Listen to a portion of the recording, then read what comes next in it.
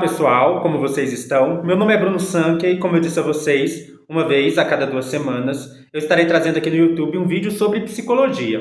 Neste vídeo, nós estaremos estudando o recalque orgânico.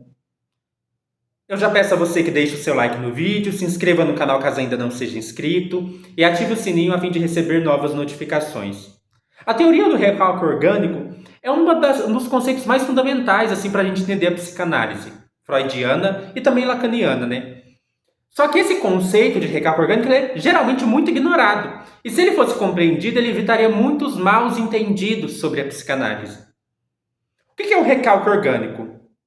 Recalque na psicanálise é uma palavra que muita gente confunde. Não significa repressão, não significa esquecimento. Recalque não é repressão, recalque não é esquecimento. Tanto é que algumas pessoas ficam assim, a psicanálise fala que o ser humano é um ser humano reprimido e tem que ser menos reprimido. Não tem nada a ver sobre isso.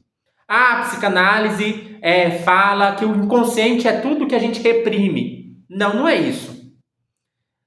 As pessoas geralmente confundem o conceito de recalque com o de repressão.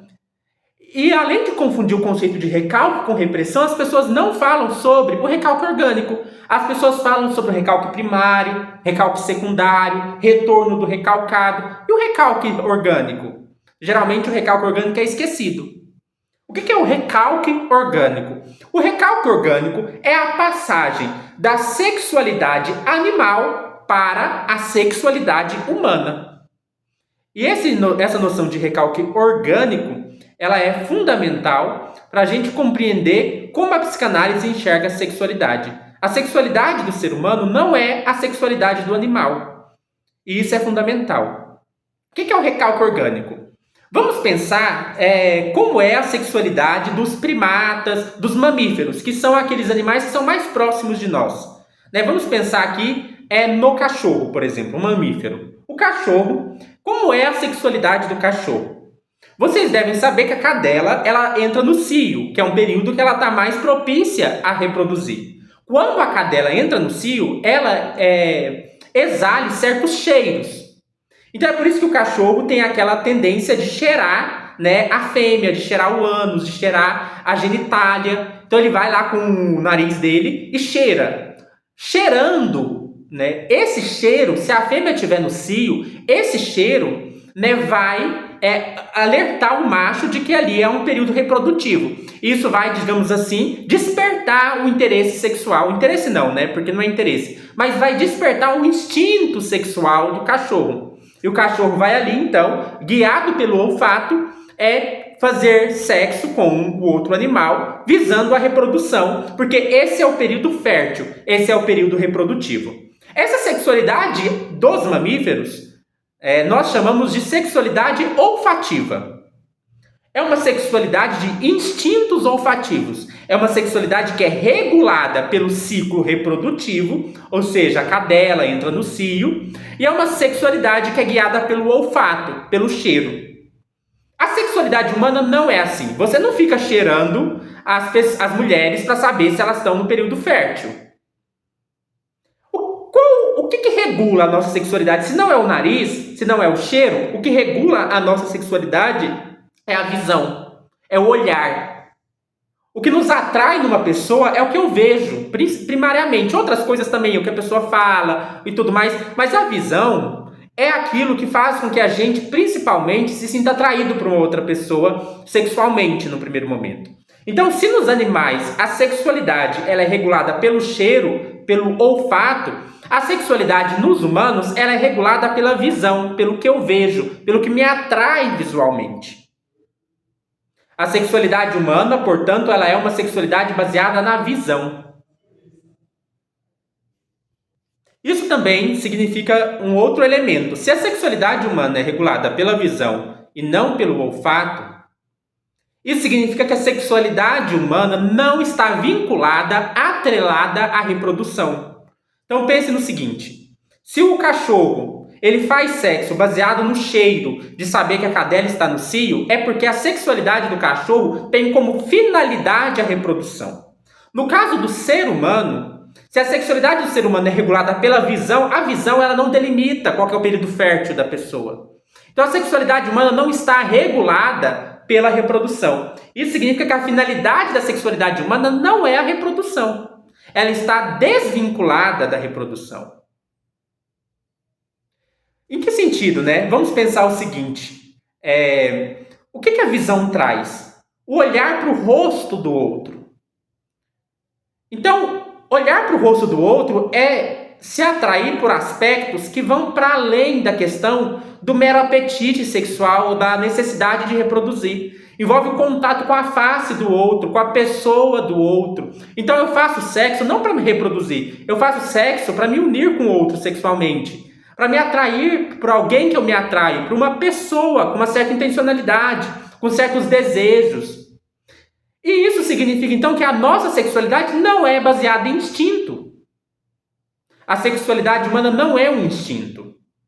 O ser humano não tem instinto.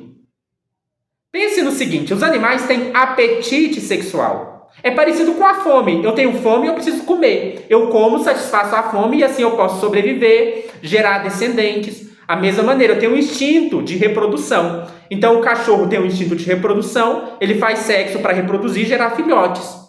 No ser humano não é tão simples assim. Você come só para poder sobreviver? Não, a gente faz culinária. A gente faz pratos chiques. A gente explora uma questão complexa de sabores, de gostos, de pratos, de receitas.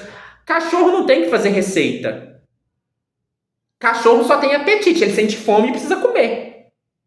Nós não. Nossa fome, ela é uma fome que já é do outro plano. É uma fome ligada à culinária, ligada à receita, ligada a vários desejos. Desejo de comer um bolo. Né? O cachorro não tem o desejo de comer um bolo feito na confeitaria. Da mesma maneira é a nossa sexualidade. A nossa sexualidade não está ligada ao instinto. Nossa sexualidade não é um mero apetite. Nossa sexualidade está ligada ao desejo pelo outro, à visão, ao olhar. Você não faz sexo só para reproduzir. Então isso que é o recalque orgânico, é essa passagem de uma sexualidade que é instintiva, olfativa, reprodutiva, para uma sexualidade que é visual, baseada no desejo e voltada para o outro, para uma outra pessoa. Ou seja, não é mais uma sexualidade de instinto. Isso é muito interessante, então, porque isso significa que nenhuma sexualidade humana é natural. Muitas pessoas ficam falando assim, nossa, a homossexualidade é antinatural, porque ela vai contra a finalidade da sexualidade humana. A finalidade da sexualidade é a reprodução. Então a homossexualidade ela é antinatural porque ela vai contra a reprodução. Ora, se fosse assim, nem todo ser humano então seria antinatural, porque a sexualidade humana é, por natureza, antinatural. Nossa sexualidade não é olfativa, nossa sexualidade não é baseada em instinto, nossa sexualidade não está atrelada ao ciclo reprodutivo. Portanto, nossa sexualidade, para a psicanálise, é uma sexualidade que não é baseada no instinto, ou seja, não é um mero apetite, é uma sexualidade que não visa a reprodução, ou não está necessariamente atrelada à reprodução, porque não está atrelada ao ciclo reprodutivo, e é uma sexualidade que, ao invés de estar baseada no olfato, está baseada no olhar. Isso nós chamamos de recalque orgânico. O que é um recalque? Recalque é separar um afeto de uma representação. Se antes a sexualidade dos animais estava ligada à ideia de reprodução, à ideia de olfato, houve um recalque, ou seja, houve uma separação. A sexualidade que antes estava ligada ao olfato, agora está ligada à visão. A sexualidade que antes estava ligada à reprodução, agora está ligada a uma gama de outros fatores culturais ligados ao olhar do outro, à visão do outro, à visão do rosto do outro. A sexualidade que antes era um mero instinto, agora envolve desejo. A sexualidade, que antes era baseada no cheiro, agora é baseada no olhar, no ver, no se atrair pela visão. Isso, portanto, é o recalque orgânico. É o recalque que funda a sexualidade humana. A sexualidade humana, por definição, é antinatural. toda sexualidade humana é antinatural. Por que é antinatural? Porque se funda por romper com a sexualidade animal. Porque se funda por romper com a sexualidade olfativa. Porque se funda por romper com a sexualidade reprodutiva, instintiva e tudo mais. Então, toda sexualidade, mesmo do heterossexual, é uma sexualidade antinatural, nesse sentido.